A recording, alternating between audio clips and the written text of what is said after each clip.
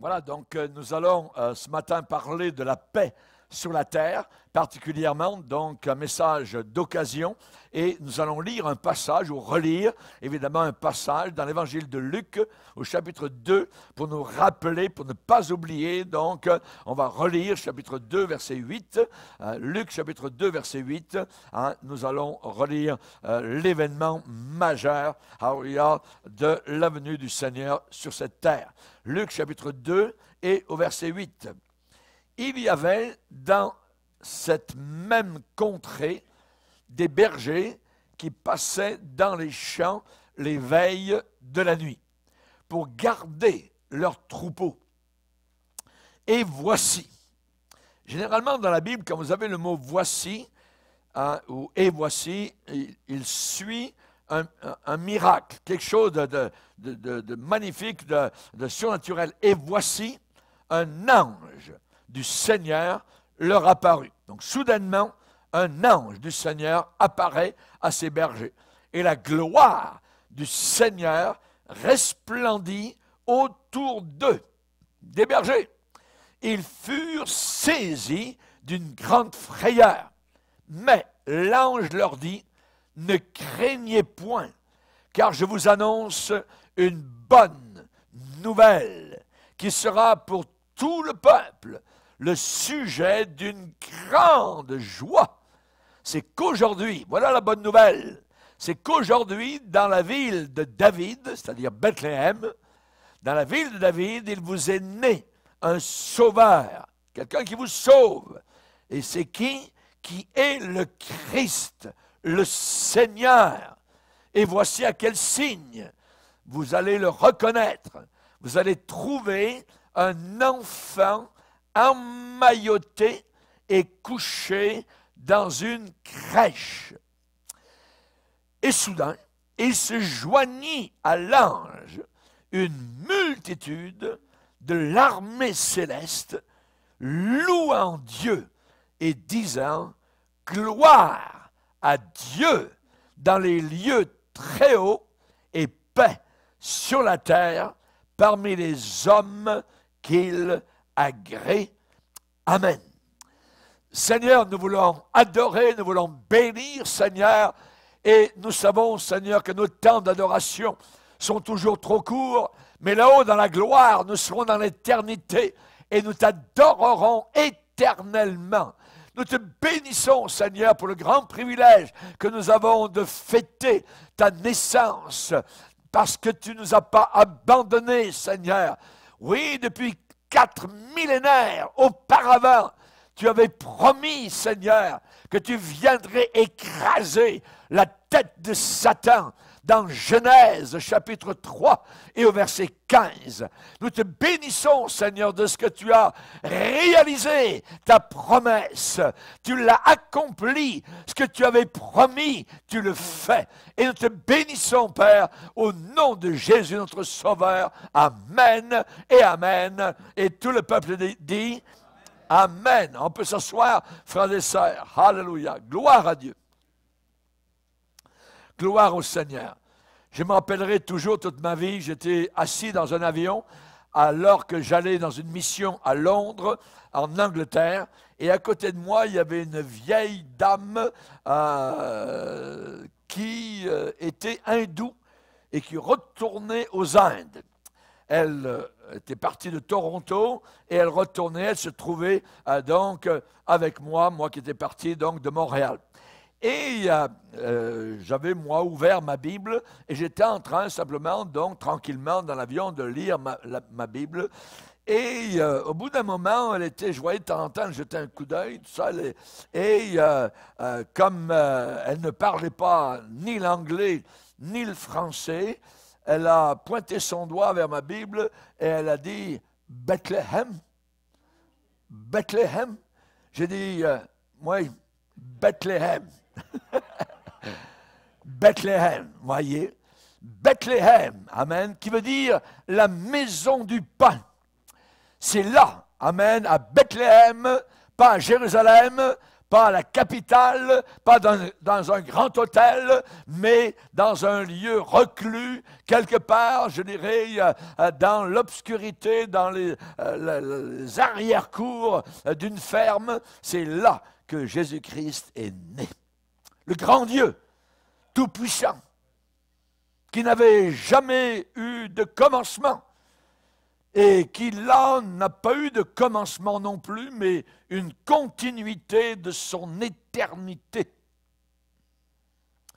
C'est inimaginable, on appelle ça mystère. C'est mystérieux, l'incarnation. Dieu en chair. Dieu a marché sur cette terre dans la personne de Jésus, et il l'a démontré, car personne d'autre que lui n'a pu accomplir des miracles comme lui. Marcher sur les eaux, guérir des lépreux, relever des morts, marcher dans un cimetière, dire à un cadavre qui était là en train de pourrir, hein, Lazare, sort. Il a démontré la puissance et il a déclaré, tout pouvoir m'a été donné dans le ciel et sur la planète Terre. Alléluia. Que Dieu soit béni. Et lorsque il est né, eh bien les anges ont été, je dirais, envoyés quelque part sur la planète Terre, dans une petite localité au-dessus donc des champs de Bethléem, et les anges ont déclaré gloire à Dieu dans les lieux très hauts et paix sur la terre. C'est ici que le ciel et la terre se sont rejoints. Alléluia. Gloire à Dieu dans les lieux très hauts, au ciel, et paix sur la terre parmi les hommes qu'il agrée. La paix. Paix sur la terre. Paix. Pace. Peace en anglais. La paix est aussi fragile que le shalom hébreu peut l'être aujourd'hui en Israël. Conflit, guerre au Moyen-Orient. La paix sur la terre semble plus loin que jamais. Mais il y a un changement qui a été prédit au premier Noël. Une paix durable et authentique va arriver. Mais en attendant, on voit que le rapport que nous avons de notre époque contemporaine est contraire totalement au message de Noël. Des feux en Californie, en Australie, au Portugal, dans le sud de la France, des gens en train de courir, en train de mourir, des maisons qui brûlent, est-ce la paix? Tremblement de terre qui ébranle chaque jour la planète quelque part. Des tsunamis capables de faire plus de 100 000 morts en quelques instants. Des ouragans qui font disparaître des centaines de maisons. Des tornades qui tournent en toupie avec des vents de 200 km à l'heure. Les organisations humanitaires sont, je dirais, poussées à apporter de la nourriture dans des pays et dans des villes affectées par la destruction, je dirais, de désastres naturels. Voilà les nouvelles du soir. Paix sur la terre. Matthieu 24, dans la Bible, nous parle d'un passage dans lequel Jésus-Christ a prédit l'avenir de l'histoire du monde et il a prédit la fin des siècles. Ces crises qui existent et qui vont venir aussi n'arriveront pas, je dirais, soudainement et uniquement lorsque se produira cet événement majeur appelé l'enlèvement. Mais ces crises vont s'intensifier et vont caractériser les derniers jours qui vont conduire à cet événement gigantesque, l'enlèvement soudain de l'Église de Jésus-Christ aux quatre coins de la terre. Aujourd'hui, nous avons une fausse spiritualité. Nous avons une philosophie socialiste, communiste. Nous avons les activistes athées qui font de la propagande totalement fausse. Et ça représente une tendance grandissante vers de faux espoirs. C'est-à-dire l'arrivée de faux Christ, de faux sauveurs. Paix sur la terre. Est-ce vraiment la paix? Est-ce qu'il y a la paix sur la terre? En même temps, il y a des guerres, du sang qui coule, des balles qui sont tirées, des famines, des épidémies, des pestilences. Le Seigneur a prédit qu'il y aurait des pestes en divers lieux. Persécution des chrétiens, mise à mort. Les musulmans capables de couper les têtes de professeurs à l'école. L'anarchie va monter. L'affaiblissement de l'influence chrétienne va être de plus en plus forte. Une église tiède, qui boite, qui avance, clopant, et qui veut faire son chemin au travers de notre culture moderne pour plaire au monde païen. Mais au milieu de tout cela, il y a un spot très brillant, l'Évangile répandu dans toutes les nations. L'Évangile répandu sur toute la terre. Parce que notre Seigneur Jésus-Christ ne veut que personne périsse en enfer. C'est sa volonté. Mais ce n'est pas tout le monde qui va se tourner vers la croix du calvaire pour être sauvé. Israël, aujourd'hui, est de nouveau dans son pays. Ce pays appartient aux Juifs, de bord en bord, depuis la mer Méditerranée jusqu'à sa frontière est. Israël est de nouveau dans son pays, pour la première fois, je dirais depuis 1948, nous avons des panneaux indicateurs qui arrivent tellement rapidement, tellement vite sur notre route. Je pense que l'archange dans le ciel est en train de réchauffer ses lèvres pour trompeter. Alléluia.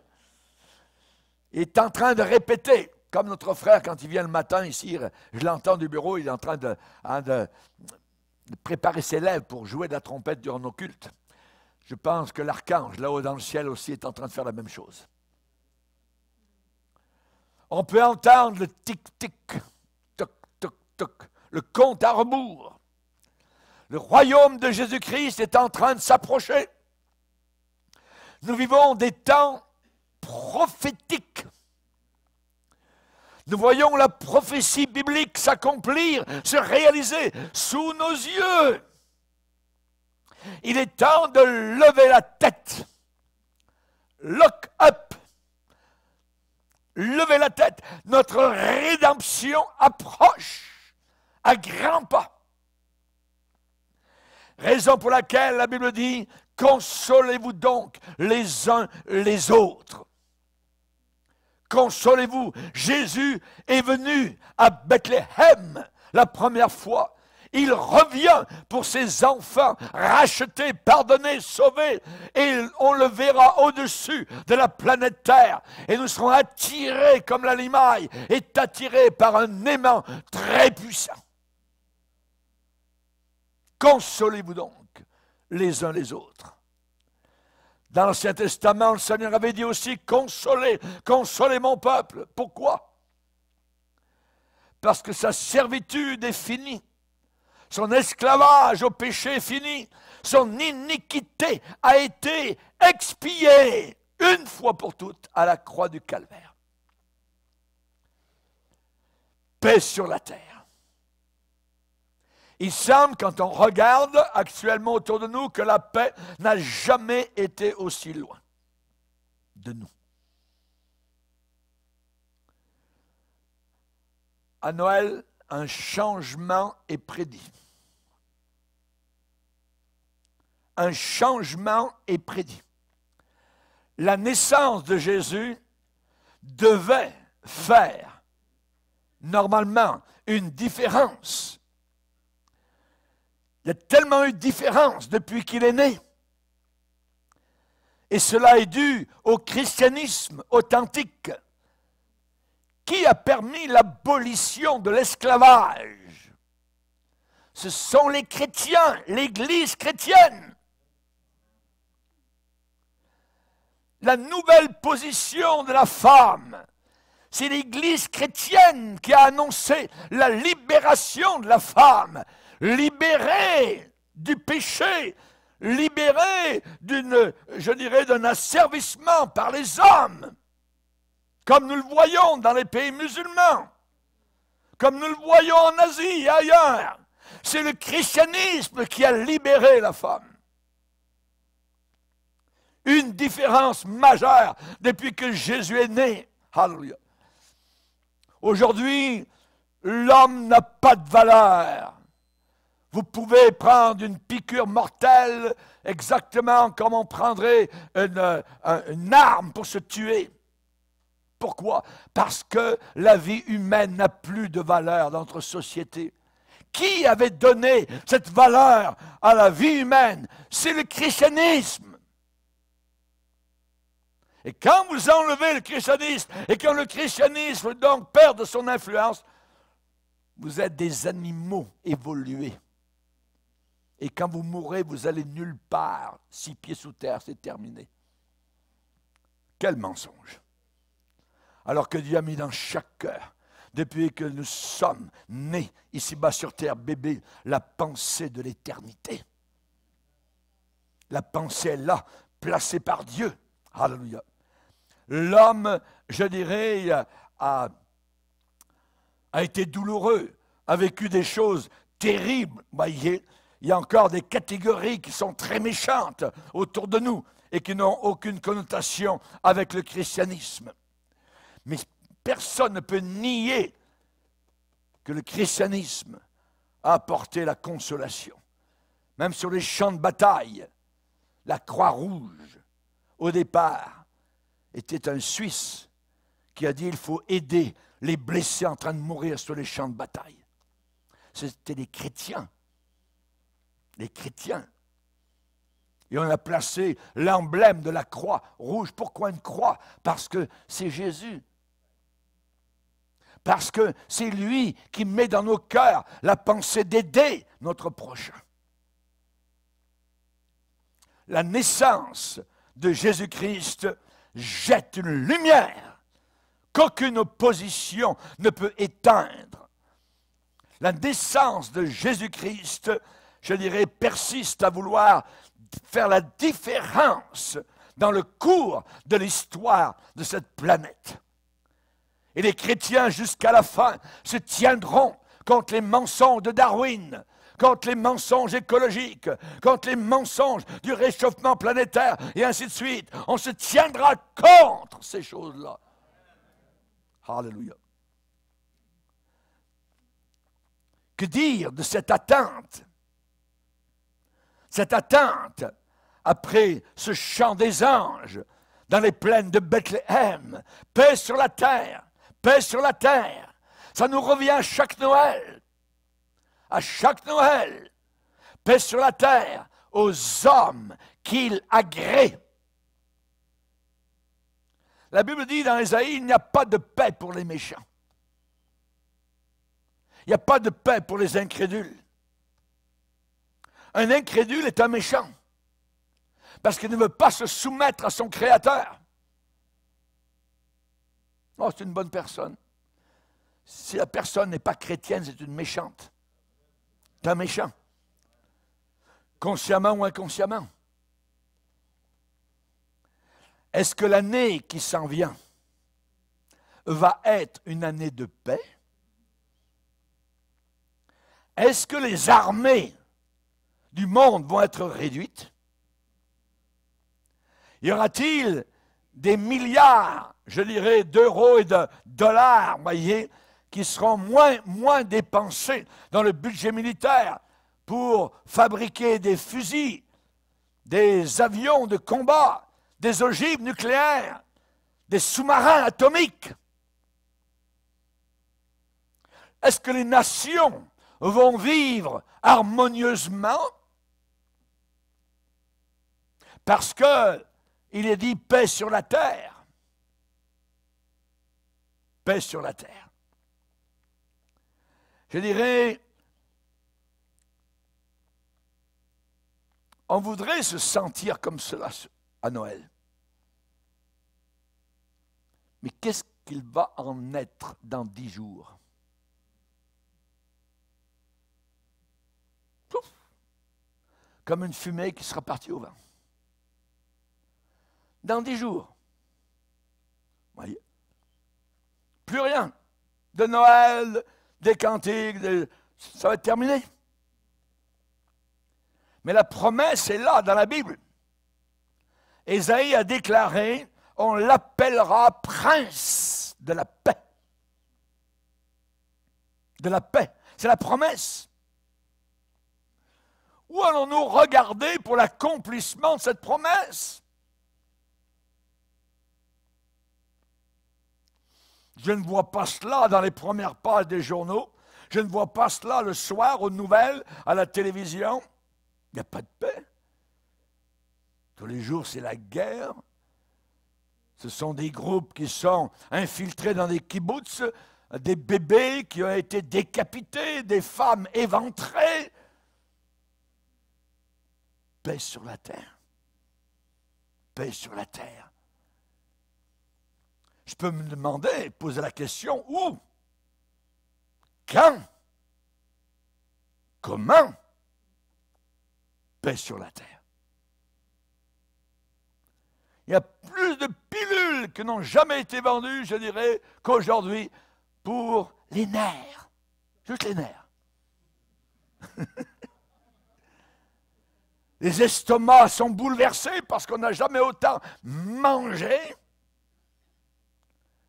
Les crises cardiaques, les querelles d'héritage, les maladies mentales, les fraudes, les mariages insécures, les divorces, les querelles en cours de justice, les crimes dans les rues. Paix sur la terre, où, quand, comment? Pourtant, la Bible dit dans Ésaïe chapitre 9, il viendra, le Sauveur, pour donner à l'Empire de l'accroissement une paix sans fin. Une paix sans fin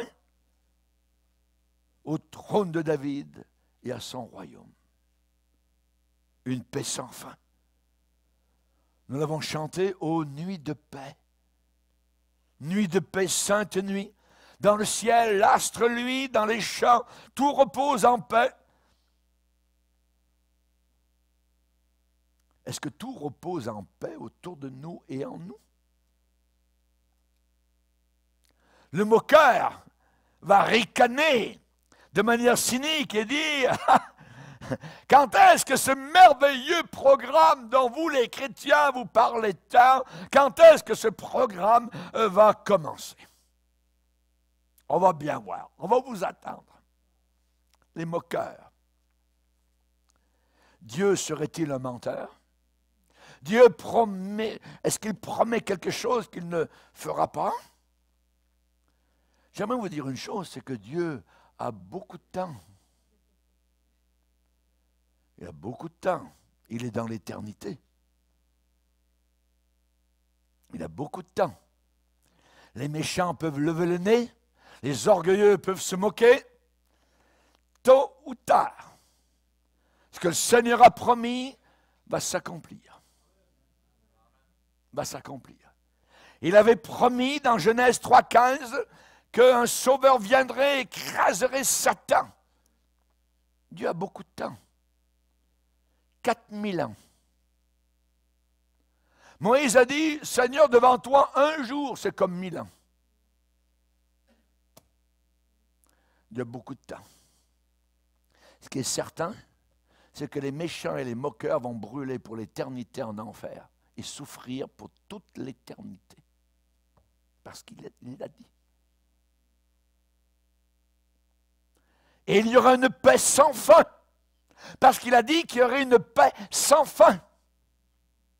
Pour nous qui habiterons sur une nouvelle terre où la justice habitera et résidera et demeurera pour toujours.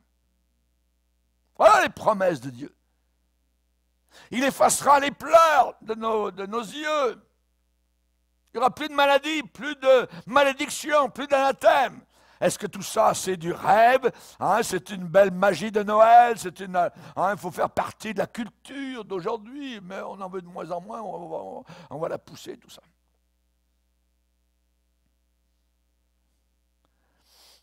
Une paix sans fin. Une paix sans fin. Luc chapitre 2 est bien là. C'est bien écrit, le texte biblique, ciel et terre passeront, mes paroles ne passeront pas. Est-ce que vraiment ça va se réaliser? Gloire à Dieu dans le lieu très haut et paix sur la terre. Paix sur la terre aux hommes qu'il agrée. Il ne faut jamais oublier, aux hommes qu'il agrée. Aux hommes qui l'aiment. Alléluia. Ésaïe chapitre 9. 700 ans, 7 siècles auparavant, Dieu avait dit, c'est pourquoi le Seigneur lui-même vous donnera un signe. Signe dans la Bible, c'est miracle. Un signe miraculeux. Quel est ce signe miraculeux? Voici la jeune fille, Alma en hébreu, qui veut dire la jeune fille totalement vierge, qu'aucun jeune homme n'a touché, qui n'a pas couché avec personne. La jeune fille va devenir enceinte. Est-ce un miracle? Oh oui, un très grand miracle. Connaissez-vous quelqu'un d'autre, une jeune fille qui est restée totalement pure et tout d'un coup elle a un bébé? Ça n'existe pas. Mais le bébé que Marie a porté, en Israël, dès qu'une jeune fille avait ses règles, elle pouvait se marier. Marie pouvait avoir 15 ans. Joseph pouvait avoir 16 ans, 17 ans. Voici un signe. Dieu va vous donner, vous accorder un miracle visible. La jeune fille deviendra enceinte et elle va enfanter une fille. Dieu-fille. Non. Un fils. Un fils. Un fils. Dieu a un fils. Il y a des gens aujourd'hui qui voudraient mettre Dieu femme. Vous voyez? Ils veulent tout mélanger. Comme ils mélangent ici-bas sur terre, vous voyez, ceux qui s'opposent à la Bible voudraient que Dieu ait les deux sexes. Jamais de la vie. Jamais de la vie. La jeune fille deviendra enceinte, elle enfantera un fils, et on va lui donner le nom d'Emmanuel. Emmanuel, qui veut dire Dieu avec nous. Est-ce que ça, c'est seulement des belles paroles? Est-ce que ça fait partie du vernis, je dirais, de Noël? Est-ce que c'est seulement de la belle poésie? Avec la bénédiction de l'abbate Molson? Tous ceux qui vendent, je dirais, de l'alcool, avec la fameuse gentille opération Nez Rouge, qui permet aux gens de boire, glou, glou, glou, glou, glou, le temps qu'ils veulent.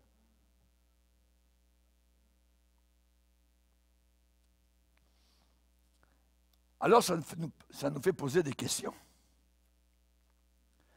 Parce que les cimetières de guerre sont remplis d'une évidence très sinistre. Est-ce que l'année prochaine va être différente?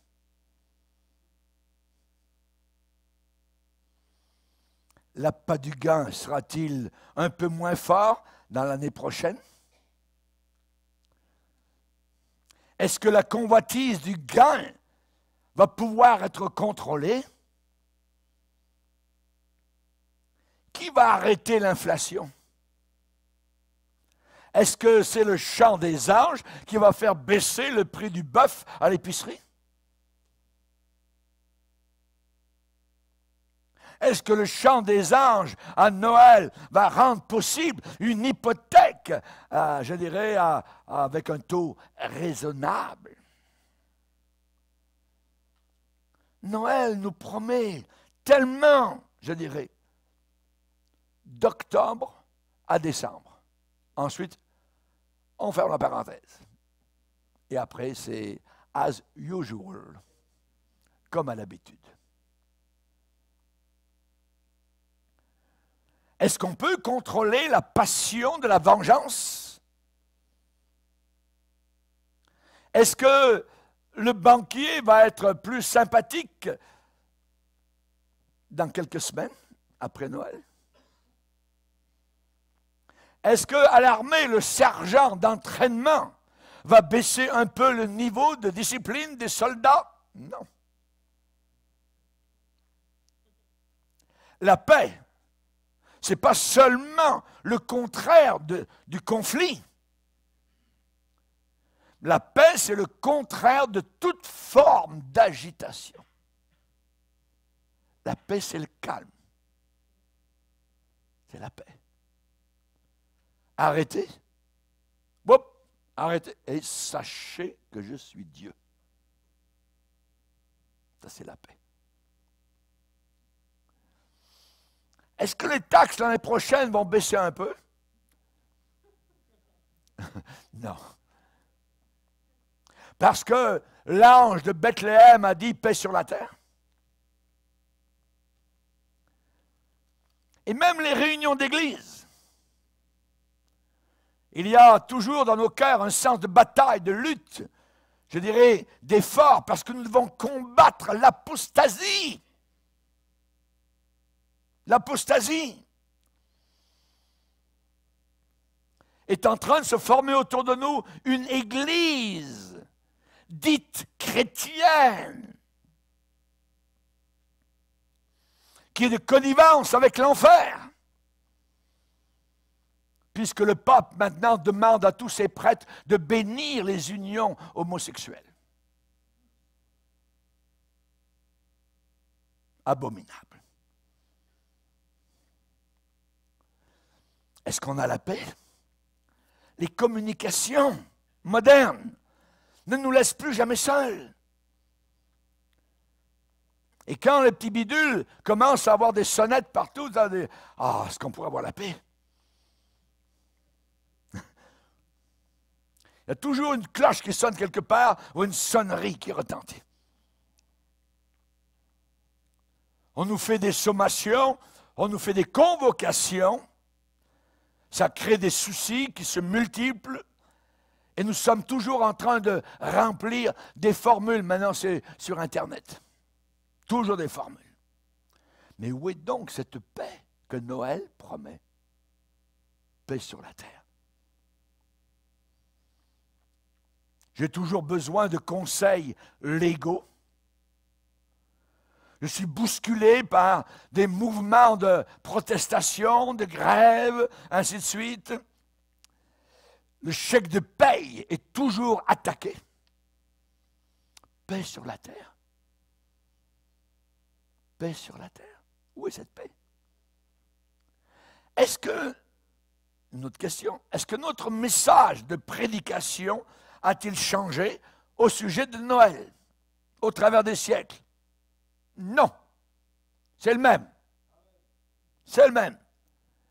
Mais cependant, Noël est bien en accord avec un des désirs les plus profonds de l'humanité, avoir la paix. La sainte paix. Alléluia. Gloire à Dieu. Vous avez très bien compris le message. Gloire au Seigneur. Et au travers des guerres, des luttes, des désappointements, des agitations, des inquiétudes, des fatigues, des dépits, je dirais, on a besoin de calme. On a besoin de paix, de contentement, de joie réelle. Sommes-nous prêts à écouter la voix des anges? Gloire à Dieu et paix sur la terre. Et paix sur la terre. Il y a quelque chose qui travaille, comme ce qui fait monter la crème à la surface du lait.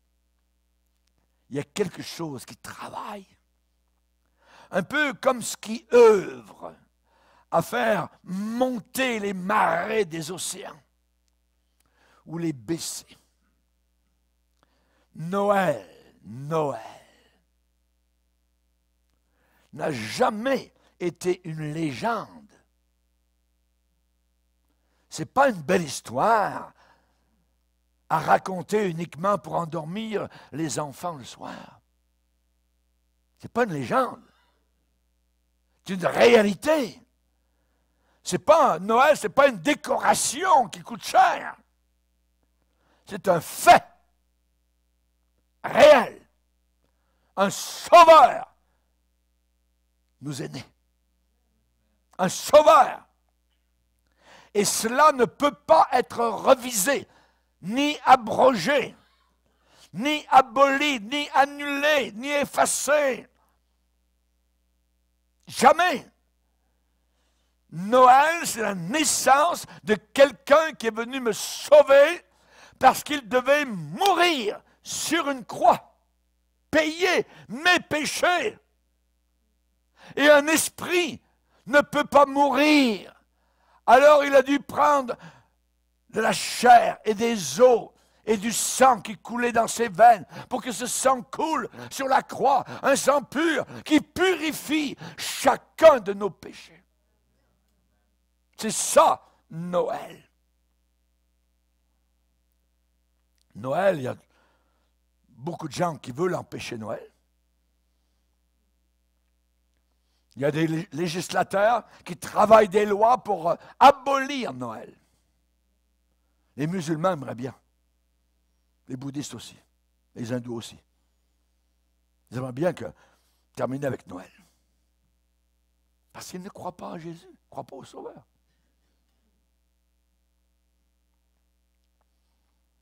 Il y a des empêchements, ils sont complexes. Il y a la convoitise des accapareurs. Il y a la haine de ceux qui cherchent le pouvoir à imposer leur agenda, je dirais, globaliste de la fin des temps. Aujourd'hui, il y a de nouvelles conceptions de vie.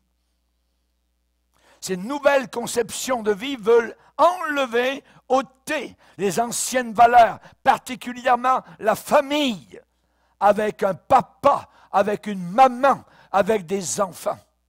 On veut enlever cela. Comme Hitler a voulu avoir sa race supérieure aryenne. Aujourd'hui, c'est la même pensée diabolique, antichrist, qui vient sous une forme universelle sur la planète Terre pour détruire la famille. La famille, c'est gênant à ces satanistes, occultistes. Aujourd'hui, les chaînes du péché sont commercialisées. C'est beaucoup d'argent, des milliards.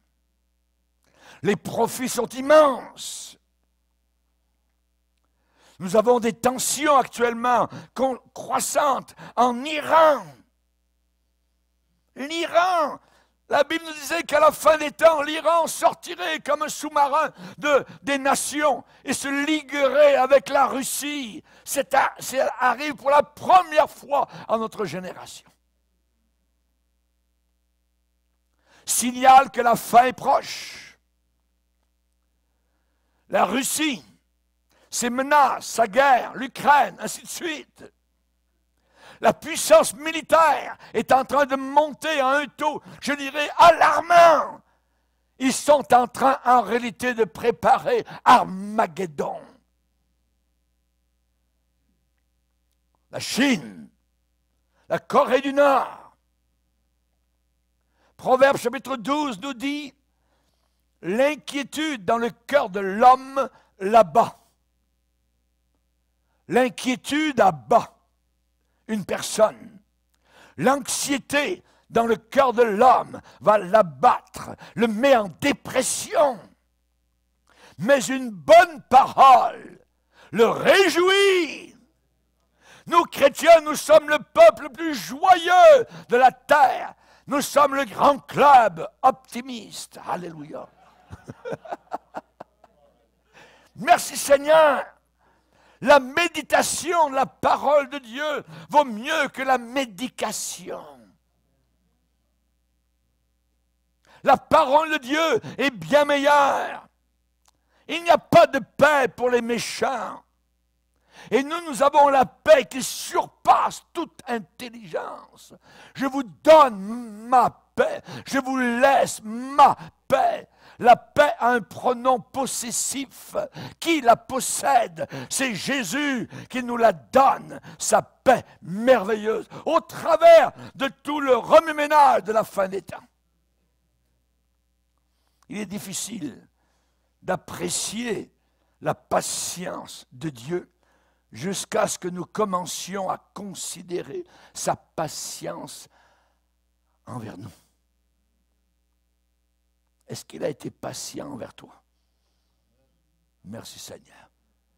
Merci Seigneur de ce qu'il n'est pas encore revenu et qu'il m'a sauvé avant qu'il ne revienne. Gloire à Dieu. Je voudrais qu'il impose un cessez-le-feu universel. Mais il a beaucoup de temps. Ça va arriver. Il a beaucoup de temps. La Bible dit de ne pas mépriser la richesse de sa bonté et de sa patience. Sa patience, richesse de sa patience. N'oubliez jamais que Dieu est à l'heure, à son horaire. Il est à l'heure. Et il sera à l'heure. Mon horaire doit se soumettre au sien. Et les hommes de la terre, et les globalistes, ainsi de suite, ne peuvent rien faire que Dieu ne permette. N'oubliez jamais que l'Antichrist ne peut pas venir avant que l'Église ait été enlevée. Il ne peut pas. C'est bien écrit. C'est Dieu qui contrôle les événements de la planète. La Bible dit encore un peu de temps. Encore un peu de temps. Et celui qui doit venir viendra. Et il ne tardera pas. Il ne tardera pas. Il sera à l'heure. Il sera à l'heure. La conception chrétienne de ce que Dieu a entrepris est tellement immense. C'est tellement vaste qu'il n'y a aucun évangéliste, aucun pasteur, aucun mouvement chrétien, ni même un chrétien, même très, très, très spirituel, qui peut apprécier la grandeur, l'immensité du plan rédempteur de notre Dieu. C'est immense. La Bible parle des richesses incompréhensibles de Christ. Incompréhensible. On ne peut pas le comprendre. Job va dire, sa grandeur nous échappe. Sa grandeur nous échappe. Actuellement, nous voyons comme au travers d'un miroir. Nous voyons en partie, un petit peu. Nous connaissons en partie. Mais n'oubliez jamais que la grâce ne fait jamais faillite. Jamais. Alléluia. Ce que la grâce a entrepris est énorme. Énorme. On va se retrouver soudainement transportés tous ensemble au-dessus de la planète Terre. Vous qui n'avez jamais pris d'avion, ne craignez pas, vous allez voir la Terre d'en haut. Mais vous ne regarderez pas la Terre derrière, vous allez regarder celui qui sera devant. Jésus-Christ sera venu au-dessus de la terre et vous aura attiré vers lui. Alors, qu'est-ce qui est à notre disposition? Qu'est-ce qui est disponible? On n'a pas besoin de vivre continuellement inquiet, angoissé, dans l'incertitude. À Noël, il y a eu un précurseur qui avait 6 mois plus vieux que le Sauveur. S'appelait comment? Jean-Baptiste. Et quand l'ange Gabriel est venu rencontrer son papa, le père de Jean-Baptiste, l'ange Gabriel lui a dit, ne crains pas. Quand le même ange Gabriel est allé à Nazareth pour parler à la jeune fille Marie, il lui a dit, ne crains pas. Et quand l'ange a parlé du haut des plaines de Bethléem, il a dit aux bergers, ne craignez pas.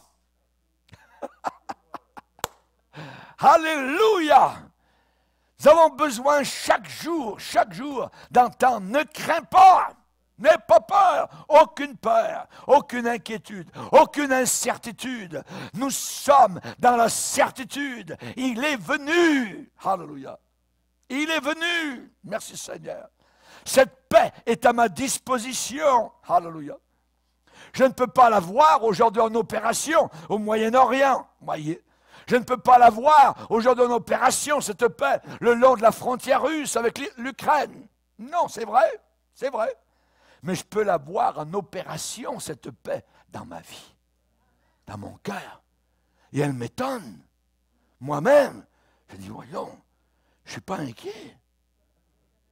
Je ne suis pas inquiet. Attention, tout le monde va prendre le masque, un Covid terrible, il va y avoir des millions de morts. Je ne suis pas inquiet. Il n'y a pas d'inquiétude, aucune inquiétude. Cette paix est là. Elle est là. Et la paix de Dieu qui surpasse toute intelligence gardera vos cœurs et vos pensées dans le Seigneur Jésus. Alléluia. Gloire au Seigneur. C'est une paix personnelle. Elle est plus importante que la paix nationale d'un pays. Elle est plus importante qu'un accord international. Elle est plus importante que la stabilité économique. Que l'essence monte à 3 $ le litre. So what? Dieu a pourvu aux besoins d'un peuple de 3 millions de personnes pendant 40 ans dans un désert. Un désert, juste du sable, rien. Et ils ont nourri, ils ont vécu, ils ont bu. Dieu les a, voyons. Oh, où est-ce que ça va le monde? Mais c'est terrible, qu'est-ce qu'on va faire? Laisse faire ça. Oui. Toi, loue le Seigneur, paix sur la terre aux hommes qui l'agréent. Paix sur la terre aux hommes qui l'agréent. Alléluia. Alléluia. Gloire au Seigneur. Cette paix, je vais vous la décrire un petit peu. Alléluia. La paix que Jésus donne, c'est comme le rayon de soleil après la pluie. Alléluia. C'est comme un repos après la douleur.